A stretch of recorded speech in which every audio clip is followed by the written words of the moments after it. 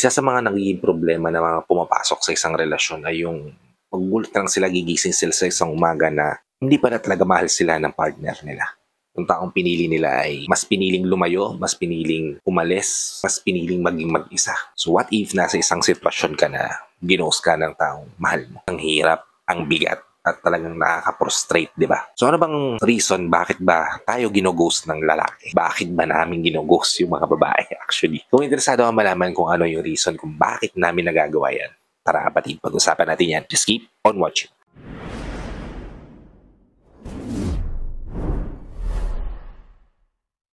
Hi, I'm Gary Ubim at gumagawa ako ng mga videos na katulad nito para matulungan ka na maging best version ng sarili mo. At may bigay mo yung best self mo syempre sa taong mahal mo. Kaya kung bago ka pa lang dito sa channel ko, please consider liking this video. Hit the subscribe button and the notification bell para lagi kang updated sa mga videos na katulad nito na i-upload na natin sa inaharap. Well kapatid, ito yung mga reason kung bakit nanggugusto ang isang lalaki. Una, hindi talaga siya emotionally available. Ibig sabihin, may mahal pa siyang iba. Hindi pa nakaka-move on yung puso niya. Hindi pa tuluyang nakakalimot yung isipan niya mula ro sa nakaraang relasyon niya. Diba? Masyado pang occupied yung puso at isip niya ng ibang tao o ng ibang bagay. Kaya even pumasok ka sa buhay niya, hindi mo masyado ma-feel yung presence niya. Hindi mo masyado ma-feel na mahalaga ka para sa kanya. At eventually, ito yung naging resulta.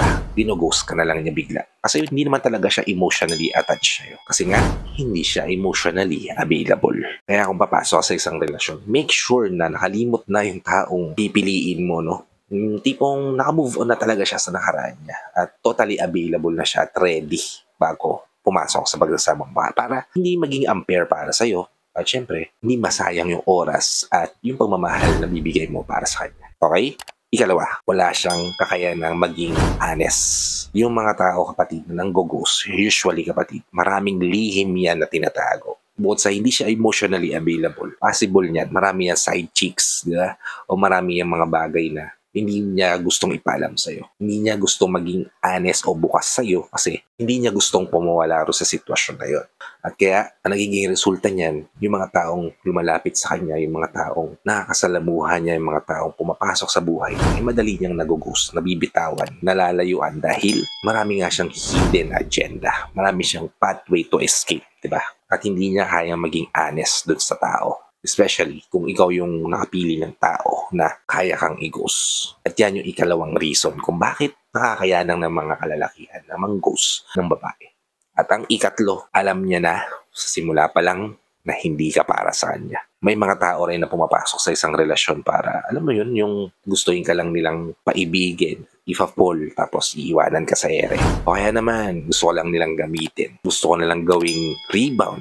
Gusto ko nilang paglaruan. Yung mga ganyang, may mga ganyang tao, hindi natin maiiwasan yan. At hindi ko masasabi na yung partner mo ngayon posibleng ganyan, di ba? Yan yung mga tao masasabi nating loko-loko, no? Na simula pa lang hindi na honest sa relasyon. Alam na nila na hindi talaga sila emotionally available. At alam na nila sa sarili nila na hindi ka para sa kanila. Kaya sobrang easy lang para sa kanila na bitawan ka. Sobrang easy lang para sa kanila na iwanan ka. At ang una mong mararamdaman dyan, na paglaruan ka. Kasi from the very beginning pa lang, alam na nila na hindi sila tatagal sa'yo.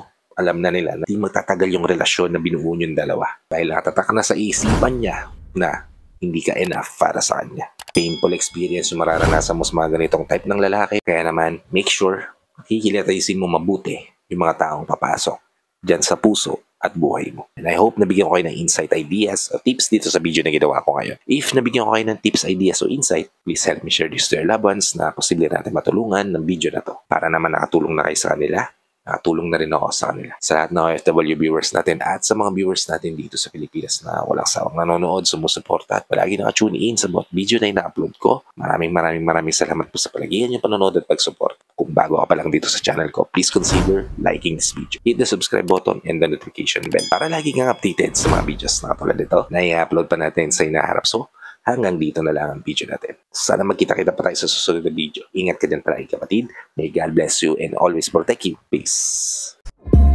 Whenever your heart is broken